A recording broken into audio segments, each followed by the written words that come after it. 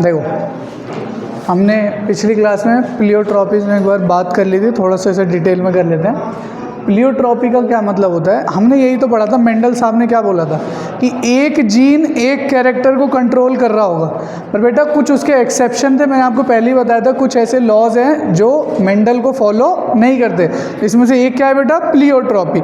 अब यहाँ क्या हो रहा होगा कि जो एक जीन है वो एक से ज़्यादा कैरेक्टर को कंट्रोल कर रहा होगा। एक क्वेश्चन पूछा जाता है, एक जीन, याद है अभी कुछ दिन पहले हमने पढ़ा था, जीन जो होता है वो बनाता है क्या, डीएनए क्या बनाता है, आरएनए। आरएनए क्या बनाता है, प्रोटीन। प्रोटीन मतलब एंजाइम। एंजाइम का काम क्या होता है, सबस्ट्रेट को प्रोडक्ट में चेंज करना। तो यहाँ पे जो एंजाइम बन रहा होगा ना, ये एक से ज़्यादा रिएक्शन को करवा रहा होगा, मतलब एक से ज़्यादा टाइप के सबस्ट्रेट को प्रोडक्ट में कन्वर्ट करवा रहा होगा। समझ पा रहे हो, एक से ज़्यादा टाइप के सबस्ट्रेट को किस में कन्वर्ट करवा रहा होगा, प्रोडक्ट। अगर तुमसे ये पूछा जाए क्या एक जीन एक से ज़्यादा प्रोटीन बना रहा है, नहीं, प्रोटीन एक ही बन रहा है, उसके इफेक्ट्स बहुत सारे हैं, ठीक है। तो उसी को हम लोग क्या कहते हैं बेटा, प्लियोट्रॉपिज्म। देखो, one gene can affect multiple phenotype. एक जीन जो है बेटा बहुत सारे फिनोटाइप को कंट्रोल कर सकता है, ठीक है। उस केस को हम लोग क्या कहेंगे, प्लियोट्रॉपी। क्या कहेंगे बेटा, प्लियोट्रॉपी। जैसे देखो एग्जाम्पल क्या है, जैसे जीन है, जीन आपको पता है डीएनए का ही तो पार्ट है। डीएनए क्या बनाता है, आरएनए, और आरएनए क्या बनाता है, प्रोटीन। और मैंने आपको बताया था all the enzymes are made up of protein, and 99% of enzyme are made up of protein. तो ये चीज क्लियर है। इस एंजाइम का काम क्या होता है, रिएक्टेंट को किसमें कन्वर्ट करना है। मान लो भाई एंजाइम बन गया, प्रोटीन बन गया हमारे अंदर। अब इसका काम ये है कि ये प्रोटीन क्या करेगा, हाइट के लिए कुछ रिएक्टेंट होगा हमारे लिए अंदर, उसको किसमें कन्वर्ट करवाएगा, प्रोडक्ट में। तो मेरी क्या बढ़ जाएगी, हाइट। पर अगर ये एंजाइम हाइट वाले रिएक्शन को भी करवा रहा है, और मान लो मेरी कलर को भी करवा रहा है कि मेरा कलर कैसा होगा, रिएक्टेंट से प्रोडक्ट में कन्वर्ट करवा रहा है, तो एक से ज्यादा कैरेक्टर को अगर एक जीन कंट्रोल कर रहा है तो उसे क्या कहेंगे बेटा, प्लियोट्रॉपी। वही लिखा देखो कि सबस्ट्रेट से प्रोडक्ट बन रहा है। ये जो प्रोडक्ट बन रहा है इसके अलग अलग काम हो सकते हैं, पर आप कभी ये मत सोचना कि एक से ज्यादा एंजाइम बना। एंजाइम एक ही बन रहा है। ये या तो जो प्रोडक्ट बना रहा है इसके अलग अलग काम है, या ये जो एंजाइम है अलग अलग रिएक्शन को क्या कर रही है, कैटलाइज। क्या करवा रही है बेटा, कैटलाइज। तो यही चीज़ बस हमें समझनी थी। जैसे देखो एक एग्जांपल है भाई, इसके डेफिनेशन में मैंने आपको क्या पढ़ा है कि जो एक जीन है, वन जीन जो है बहुत सारे प्रोडक्ट को इफेक्ट कर रहा होगा। एक जीन जो है कई सारे कैरेक्टर को क्या कर रहा होगा, कंट्रोल। इसी को हम लोग क्या कहते हैं बेटा, प्लियोट्रॉपी। क्या कहते हैं बेटा, प्लियोट्रॉपी। ये चीज क्लियर है, अरे क्लियर है। इसके बाद देखो प्लियोट्रॉपिज्म मतलब मैंने आपको समझाया, जैसे एक जीन से एंजाइम बना, तो जो ए से बी रिएक्शन हो रही है, कोई एक रिएक्शन हो रही है हमारी बॉडी में, उसको भी यही एंजाइम करवा रहा है। और अगर कोई एक और रिएक्शन है, मान लो हमारी बॉडी में सी से, मान लो नहीं हाइट वाला है, हाइट के लिए रिएक्टेंट कुछ था, जब प्रोडक्ट बनता होगा तभी हमारी हाइट बढ़ रही है, तो उसको भी करवा रहा है। हाँ मान लो, बस गलत बता रहा हूँ समझने के लिए। मान लो हमारे स्किन का कलर है, ठीक, तो कोई रिएक्टेंट होता होगा हमारी बॉडी में, जब वो प्रोडक्ट में बनता होगा तो शायद हम गोरे बनते हो, ठीक, तो उस रिएक्शन को भी यही एंजाइम करवा रहा है। होना ये चाहिए था कि एक जीन है तो एक कैरेक्टर को कंट्रोल करना होना चाहिए, या तो टॉल वाला बस, या फिर सिर्फ कलर वाला। पर अगर एक से ज्यादा कैरेक्टर को कंट्रोल कर रहा है तो उसे हम लोग क्या कहते हैं बेटा, प्लियोट्रॉपी। जैसे देखो आपको एक और एग्जांपल लिख रखा है, जैसे एनसीईआरटी ने लिख रखा है बेटा, एनसीईआरटी ने ये वाला एग्जांपल लिख रखा है प्लियोट्रॉपिज्म में। देखो आपने पढ़ा था ना उस दिन फिनाइल कीटोन्यूरिया, अरे इसी में तो लिख रखा है एनसीईआरटी ने। देखना ध्यान से भाई, टॉपिक यहाँ का है, आप ये क्वेश्चन 4-5 हो जाएंगे, ध्यान से सुन लेना, ठीक है।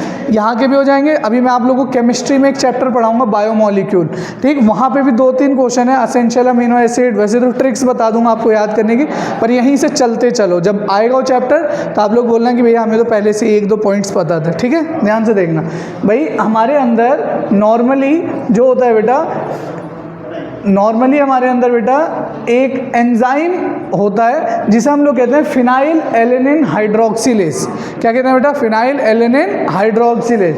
वो क्या करता है, इस सबस्ट्रेट को प्रोडक्ट में कन्वर्ट करता है, किसमें बेटा, टायरोसिन। किसमें बेटा, टायरोसिन। अगर ये एंजाइम किसी भी तरीके से एब्सेंट हो जाए तब इसके बाद का तमाशा हमें देखना है। पर पहले हम नॉर्मल पढ़ लेते हैं कि भाई नॉर्मल सबस्ट्रेट जो है वो प्रोडक्ट में चेंज होता है टायरोसिन में।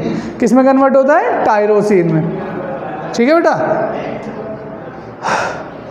अगर टायरोसिन जो है अगर ये बनता है तो टायरोसिन देखो क्या क्या करता है। टायरोसिन की वजह से T3 T4 बनता है। टायरोसिन जो है डोपामीन बनवाता है। टायरोसिन जो है एड्रेनलिन बनाने में काम आता है। टायरोसिन जो है बहुत सारा मिलेनिन बनवाता है। मतलब मिलेनिन प्रोड्यूस करने के लिए मेनली जो हमारे पास है वो है टायरोसिन। कौन है बेटा? टायरोसिन। एक सेकंड रुकना, तो मैं एक चीज़ बता, ठीक है। तो इतना समझ आ गया भाई। इसका ये मतलब था जो सबस्ट्रेट है जिसको हम लोग कहते हैं फिनाइल एलेनिन, क्या कहते हैं बेटा? Phenyl alanine. इस फिनाइल एलेनिन को जब एक प्लियोट्रॉपिक जीन जो है हमारे पास, जिसको हम लोग कह रहे हैं, जो एक एंजाइम बना रहे हैं जिसको हम लोग क्या कह रहे हैं? Phenyl alanine hydroxylase. ये एंजाइम फिनाइल एलेनिन को किस में कन्वर्ट करवा दे रहा है? टायरोसिन में। अब एक चीज़ और बता रहे हैं, ध्यान से सुनना, क्वेश्चन आएगा 12th class biomolecule, 11th class biomolecule, मैंने पढ़ाया था 11th क्लास में बायोमोलिक्यूल, वहाँ पे भी आपको एक चीज़ बताई थी, फिर बता रहा हूँ। ये जो होता है बेटा फिनाइल एलेनिन, ये होता है असेंशियल अमीनो एसिड। कैसा अमीनो एसिड होता है बेटा? असेंशियल। अभी हम लोग पढ़ेंगे बाद में कि हमारी बॉडी में दो तरह के अमीनो एसिड होते हैं, एक असेंशियल और एक नॉन असेंशियल। असेंशियल मतलब जो हमारी बॉडी बना नहीं पाती, हमें बाहर से खाने की ज़रूरत है, और नॉन असेंशियल मतलब हमें ज़रूरत नहीं है, मतलब हमारी बॉडी खुद बना ले रही होगी। अरे सही है ना? तब एक क्वेश्चन आपको और तैयार हो गया बायोमोलिक्यूल से कि फिनाइल एलेनिन कैसा अमीनो एसिड होता है बेटा? असेंशियल। और ये जो टायरोसिन होता है बेटा, ये होता है नॉन असेंशियल अमीनो एसिड। कैसा अमीनो एसिड होता है? Non essential. तो अगर ये एंजाइम है, जीन है, तो ये जीन ये एंजाइम बना रहा है और इस एंजाइम से एक प्रोडक्ट बन रहा है, और इस प्रोडक्ट के देखो कितने सारे इफेक्ट हैं। अरे प्रोडक्ट कितनी सारी चीज़ें बनवा रहा है, T3 T4। अरे नहीं, ट्राई आयोडोथायरोनिन पढ़ते थे 11th क्लास में, आपको एक एंडोक्राइन सिस्टम वाले चैप्टर में पढ़ाया था। डोपामीन, एड्रीनलिन, मिलेनिन रिस्पॉन्सिबल होता है जो हमारी बॉडी में पिगमेंटेशन, कलर जो होता है ना उसके लिए। अगर मिलेनिन नहीं है तो आदमी की सरफेस ऐसी हो जाएगी कि मतलब आदमी देख भी नहीं पाएगा, पूरी स्किन पूरी की पूरी खराब हो जाएगी मिलेनिन अगर नहीं होता तो, ठीक है। तो अब देखो एक प्रोडक्ट के से कितने सारे इफेक्ट आ रहे हैं। तो किसका एग्जाम्पल हो गया? प्लियोट्रोपिज्म। नहीं आया समझ? अरे किसका एग्जाम्पल है? प्लियोट्रोप। भाई एक जीन ने एक एंजाइम बनवाया, एंजाइम जो अभी आपको मैं समझा रहा था, इस एंजाइम की वजह से एक प्रोडक्ट बना, और इस प्रोडक्ट के क्या है? बहुत सारे इफेक्ट। इस प्रोडक्ट के क्या है बेटा? बहुत सारे इफेक्ट। ये जो मतलब प्रोडक्ट है, ये ए को बी में कन्वर्ट करवा रहा होगा, बी को सी को डी में, डी को ई में, ई को एफ में, इसलिए अलग अलग बहुत सारे प्रोडक्ट्स बन रहे हैं। क्लियर हो गया इतना? जिसमें से सबसे ज्यादा किसको बनवाता है वो? मिलेनिन। किसको बनवाता है? मिलेनिन। अब देखना ध्यान से, बहुत काम की चीज एनसीईआरटी ने अगले चैप्टर में भी लिख रखा है, इसलिए यही समझ लेना अच्छे से। देखो अगर किसी तरीके से म्यूटेशन हो गया, कोई गड़बड़ी हो गई, कुछ भी चेंज होता है, ठीक, इस जीन में, तो ये एंजाइम नहीं बनेगा। और अगर ये एंजाइम नहीं बनेगा बेटा, तो ये जो आपका फिनाइल एलेनिन था टायरोसिन में कन्वर्ट नहीं होगा। अगर नहीं होगा तो हमारी बॉडी में क्या इकट्ठा होते रहेगा पूरे टाइम? Phenyl alanine. मतलब हमारी बॉडी में फिनाइल एलेनिन क्या हो जाएगा बेटा? बढ़ जाएगा। क्या हो जाएगा बेटा? बढ़ जाएगा। जब बहुत एक्सेस में हो जाएगा तो फिनाइल एलेनिन जो है ये कन्वर्ट हो जाता है फिनाइल पायरुवेट में। किस में कन्वर्ट हो जाता है? Phenyl pyruvate. और ये फिनाइल पायरुवेट बेटा कुछ दिनों बाद जो है कीटोन बॉडी में बनने लगता है। किस में चेंज हो जाता है? Ketone body. डायबिटीज वगैरह में भी सुनना होगा तुम लोगों ने, कीटोन बॉडीज आनी चालू हो जाती है। तो तुम्हें बस याद रखना फिनाइल पायरुवेट किस में कन्वर्ट हो जाता है बेटा? Ketone body. और ये कीटोन बॉडी क्या है बेटा? यूरिन से पास होगा। तो जब भी यूरिन का टेस्ट होता है, हम लोग भी जब एनिमल्स का टेस्ट वगैरह करवाते हैं तो हमें मिलती है कीटोन बॉडीज, बट इस बीमारी से हम लोग रिलेट नहीं करते, हमारा कुछ और डिजीज है, ठीक है। तो यूरिन मिलता है। क्या मिलता है बेटा? यूरिन। और अगर देखना ध्यान से, कीटोन बॉडी जब एक्सेस में अगर हमारी बॉडी में है तो दिमाग में मेंटली रिटार्डेशन कर देती है, मतलब बेटा पागल कर देती है। क्या कर देती है बेटा? पागलपना। जो तुम लोग दौरे नहीं चढ़ते रहते आधे आधे घंटे पे, तो वैसे ही आदमी को पागलपना का दौरा चढ़ता है। अरे हंसते रहते हो एक जैसे, एक तरफ देख के सारे के सारे नालायक, तो वही वाला है। तो आप समझ गए बेटा, अगर फिनाइल एलेनिन, अगर ये प्लियोट्रोपिक एंजाइम में चेंजेस आए, अगर चेंजेस आए तो इन चारों में से कोई प्रोडक्ट नहीं बनेगा, और ये बहुत ज़्यादा एक्सेस में होगा। फिनाइल एलेनिन, फिनाइल एलेनिन किस में कन्वर्ट हो जाएगा? फिनाइल पायरुवेट, और फिनाइल पायरुवेट जो है किस में कन्वर्ट हो जाएगा? कीटोन बॉडी, और एक तो यूरिन में आ रहा होगा और क्या करेगा? Mentally retarded. क्या करेगा बेटा? Mentally retarded. यही लिखा हुआ है, देखो जब आप समझ गए ना, अगर फिनाइल एलेनिन नहीं बन रहा तो टायरोसिन नहीं बनेगा, और टायरोसिन बहुत सारे काम कर रहा था, तो मिलेनिन भी अब क्या होगा? नहीं बनेगा। अगर मिलेनिन नहीं बनेगा तो स्किन का पिगमेंटेशन क्या हो जाएगा? डिक्रीज। पूरी स्किन बिल्कुल खराब सी हो जाएगी, बिल्कुल आपको ऐसा लगेगा बिल्कुल रूखी रूखी सी, अनपिगमेंटेड, समझ रहे हो? नहीं सफ़ेद सफ़ेद सा, पता नहीं कई टाइप की बीमारियां होती है, तो उनमें से कुछ भी हो सकता है। अब देखो क्या क्या है बेटा पॉइंट है, जैसे मेंटल रिटार्डेशन होना, डिक्रीज इन हेयर और स्किन पिगमेंटेशन, कीटोन बॉडी का यूरिन में आना, ये सारा किसकी वजह से हो रहा है? अरे इसी एंजाइम की वजह से, तो अरे इसी एंजाइम की वजह से, फिनाइल एलेनिन हाइड्रोक्सिलेज। ये नहीं आया तो ये नहीं बना, ये नहीं बना तो इनमें से कुछ भी नहीं बनेगा, और ये इकट्ठा होते जाएगा, इकट्ठा होगा तो कीटोन बॉडी बनेगा, कीटोन बॉडी बनेगा तो ये हमारी यूरिन में से आएगा, और मेंटली क्या करेगा बेटा? रिटार्डेड। क्या करेगा? Mentally retarded. तो ये पेज क्लियर है आपको भाई? फटाफट बता रहा हूँ, ये सब चीज़ हम कर चुके हैं, टाइम वेस्ट ना हो इसलिए, ठीक है। अब देखो एक और एग्जांपल है प्लियोट्रोपिज्म का, अच्छे से समझ लेना कॉन्सेप्ट। चलिए मैंने आपको टैब पे भी अपने समझाया था उस दिन बैठा के। देखो क्या एग्जांपल है, स्टार्च सिंथेसिस का। एक स्टार्च सिंथेसिस जीन है बेटा, बहुत सिंपल है, तुम यहाँ पे समझना। देखो देख बेटा, अगर कैपिटल बी है, एक है स्मॉल बी, कैपिटल बी जो जीन है बेटा, एक कैपिटल बी जीन है जो राउंड और रिंकल्ड वाले कैरेक्टर को भी कंट्रोल कर रहा है, और ग्रेन के साइज को भी कंट्रोल कर रहा है, मैंने आपको बताया था। पर इनमें भी आपस में बकैती है। देखो कैसे बकैती है भाई, कैपिटल बी है तब तो ये राउंड है, और स्मॉल बी है तो wrinkled. Capital B small B है तो भी क्या होगा? राउंड। अरे क्योंकि हमने राउंड रिंकल्ड वाला कैरेक्टर नॉर्मली तो पढ़ा था लॉ ऑफ डोमिनेंस में। अरे क्या पढ़ा था? Law of dominance. तो आप वैसे सोचोगे, पर जो ग्रेन का साइज है वो इनकम्प्लीट डोमिनेंस को फॉलो करता है। किसको फॉलो करता है? Incomplete dominance. उसमें क्या होगा? कैपिटल बी है, हमारे पास बना ही हुआ है, आपको वहीं से समझा देता हूँ, फटाफट हो जाएगा। पहले देखो जीन जो है बेटा, जीन एक कैपिटल बी और स्मॉल बी है। कैपिटल बी वाला बेटा जो जब भी मिलेगा ना तो आपको लार्ज स्टार्च साइज मिलेगा। कैसा साइज मिलेगा? देखो मैंने डायग्राम भी बना देगा, लार्ज स्टार्च साइज। अरे बना है कि नहीं बना? और जब भी स्मॉल बी होगा बेटा, स्टार्च साइज का ग्रेन का साइज कैसा होगा बेटा? स्मॉल। ये समझ गए? अब इसमें एक बकैती है। बकैती क्या है? अगर कभी कैपिटल बी स्मॉल बी मिलेगा ना तो इसमें होगा मीडियम। कैसा होगा बेटा? मीडियम, ना बड़े वाले की तरह ना स्मॉल वाले की तरह। तो मतलब हम लोग कहेंगे कि इनकम्प्लीट डोमिनेंस का एग्जाम्पल है। अरे किसका एग्जाम्पल है? Incomplete dominance. भाई पढ़ प्लियोट्रोपिज्म रे।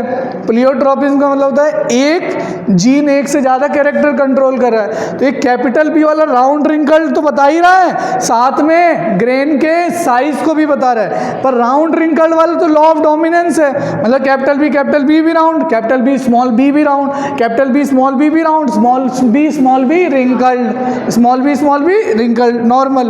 पर कैपिटल बी में ग्रेन का साइज क्या मिलेगा? लार्ज।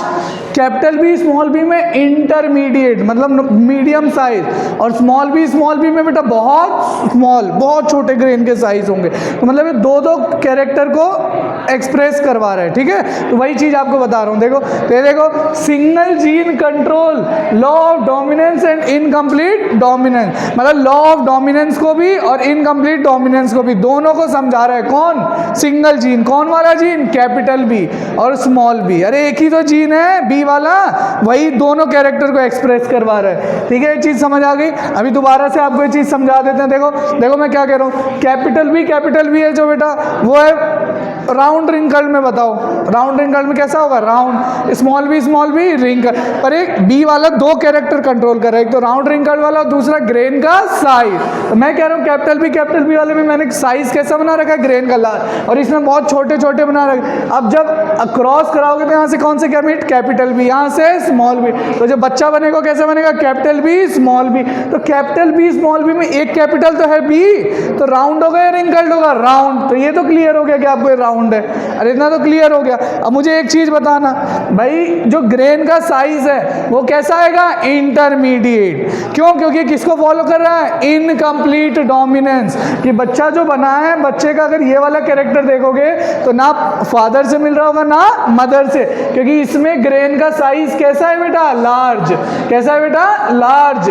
और इसमें ग्रेन का साइज कैसा है बेटा? ग्रेन साइज कैसा है? स्मॉल। कैसा है? स्मॉल। और इसमें ग्रेन का साइज कैसा बन रहा है? इंटरमीडिएट। इसमें ग्रेन का साइज कैसा है बेटा? इंटरमीडिएट। तो ये पॉइंट आपको याद रखना है। रख पाओगे ये पॉइंट याद?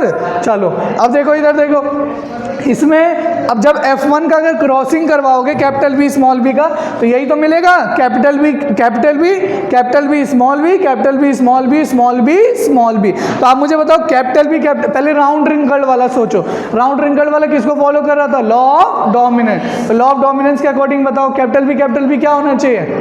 अरे बोलो, राउंड।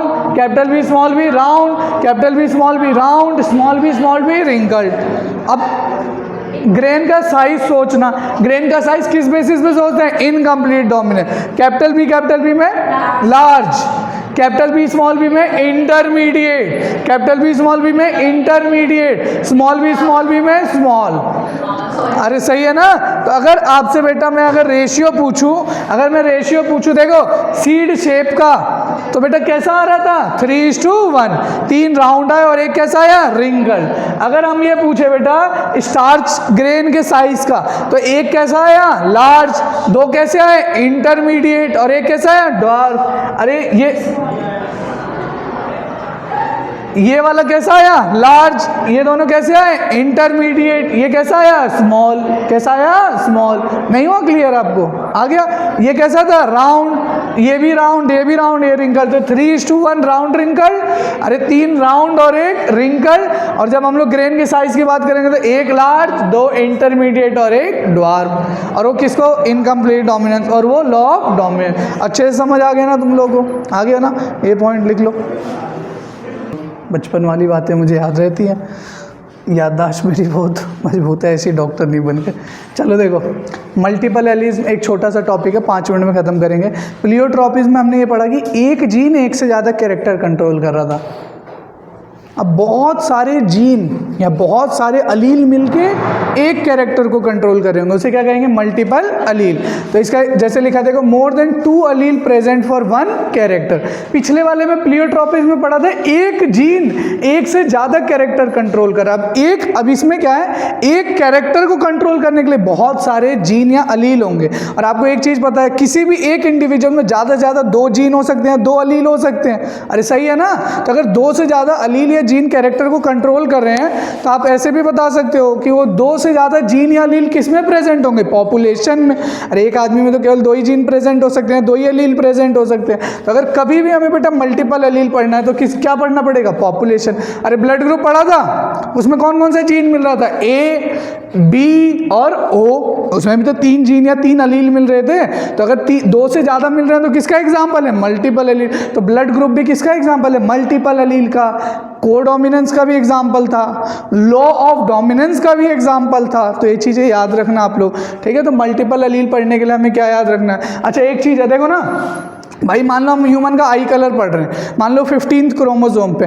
तो भाई अगर मेरे अंदर ब्राउन है 2 जीन है, मान लो ब्राउन, किसी आदमी के अंदर रेड कलर का है, तो उसमें भी 15वें क्रोमोसोम पे ही आई कलर का कैरेक्टर होगा। समझ लो, मान लो मेरे अंदर ब्राउन और इधर रेड है, इन दोनों में कोई डोमिनेट कर रहा होगा, वही एक्सप्रेस कर रहा होगा।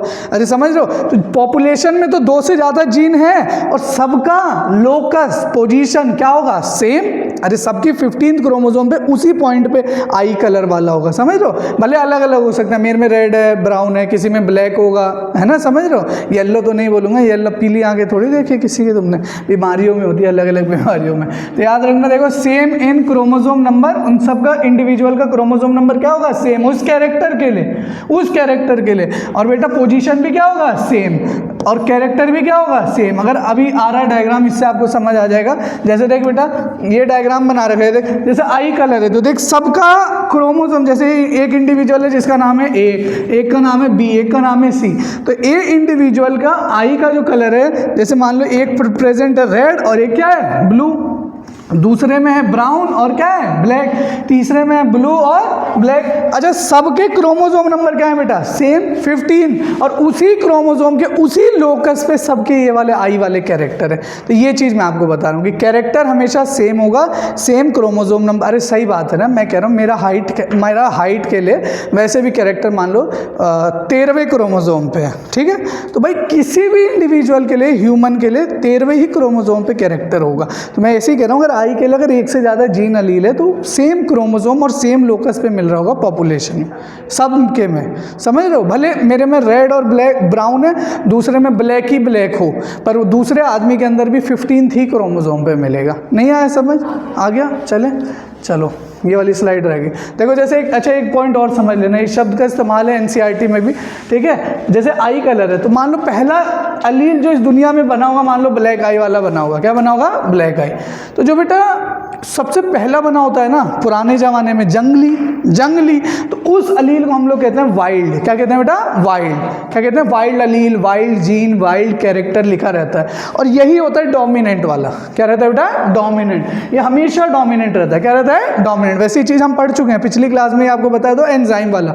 इसमें म्यूटेशन हो जाएगा। क्या हो जाएगा, म्यूटेशन। तो म्यूटेशन होने की वजह से इतनी सारी चीज़ें बन गई। भाई ब्लैक आई की जगह लोगों के अंदर ब्लू भी मिलने लगा, ब्राउन भी मिलने लगा। तो मैं एक बात बताता हूँ, पता नहीं किसी किताब में तो मैंने पढ़ा था, शायद एनसीईआरटी में नहीं है, लिखा है कि अगर 0.1%, अगर 100 में से एक आदमी के अंदर अगर कोई दूसरा कैरेक्टर मिलने लगा तो हम उसे अलील मानना चालू कर देते हैं। जैसे मान लो कि ब्राउन आई वाला हमारे अंदर मिल रहा है, ठीक। कोई एक आदमी है, मान लो 1000 10,000 में एक आदमी मिला, 10,000 में एक आदमी मिला जिसकी आंखें ना पीली थी, तो उस पीले को मैं जीन या अलील नहीं मानूंगा, बीमारी मानूंगा। पर अगर 100 में से एक आदमी में अब हमेशा मिलने लगा ना पीला, तो अब उसे मेरे को जीन घोषित करना पड़ेगा कि ये म्यूटेशन की वजह से 100 में से एक आदमी में मिल रहा है, तो ये जीन है। नहीं है, हमारे कबाड़ा है, एनसीईआरटी में नहीं लिखा, कोई नहीं पूछेगा। बस आप ये याद रखो, जो पुराने वाले टाइम थे वाइल्ड थे जीन, पुराने वाले टाइम जो पहले दुनिया में बना उसे वाइल्ड कहते हैं, और वो हमेशा क्या होगा, डोमिनेंट। इसमें जब म्यूटेशन होंगे तो रिसेसिव वाले बने, जैसे ब्लू, और क्या बने बेटा, ब्राउन। क्या बने बेटा, ब्राउन। तो याद रखना कि जैसे अगर मान लो मैं कह रहा हूँ कि ब्लू के म्यूटेशन से ग्रे बना, तो ब्लू वाला क्या रहा होगा, डोमिनेंट, और ये वाला क्या रहेगा, रिसेसिव। क्या रहेगा, रिसेसिव। तो ऐसे आपको याद रखना है कि जिससे भी म्यूटेशन होता है तो जो ऊपर वाला होता है वो हमेशा कैसा होता है बेटा, डोमिनेंट। ये वाले पॉइंट आपको समझ आ गया, ये कि सेम कैरेक्टर में। तो एक बार मल्टीपल अलील के आपको 3-4 बातें मैं और अगली क्लास में लिखवाऊंगा, तो उसे आप लोग लिख लेना। क्या बेटा, हाँ, तो एग्जाम्पल ऑफ ब्लड ग्रुप है तो मल्टीपल एलील का एग्जाम्पल है। अरे ब्लड ग्रुप में कितने जीन थे या अलील थे, 3, A, B और O। तो 2 से ज़्यादा जीन या अलील हो गए ना, तो किसका एग्जाम्पल हो गया, एक कैरेक्टर। ब्लड ग्रुप को कंट्रोल करने के लिए 2 से ज़्यादा जीन या अलील हो गए, तो किसका एग्जाम्पल है, मल्टीपल। कितने हैं बेटा, 3। अरे ब्लड ग्रुप में 3 जीन थे ना, जा सकते हो आप लोग, जाओ।